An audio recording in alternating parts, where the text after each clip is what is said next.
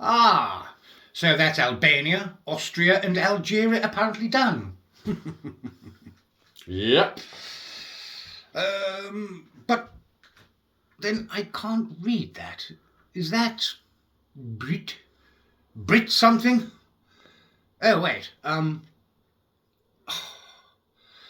How on earth are we meant to invade these places if I can't even read the scribbled names properly, eh? Oh, I wish it was the future. Why is that then, Dominic? Well, because then we'd have Daxtrax mobile phones. We'd be able to complete invasion reports electronically during battle. They'd be sent as neat PDFs by email, and the data would be collected in a proper manner for, trending later. Come on. Suppose we'll just have to wait until 2025, 2026, 2027, Come on. Stop.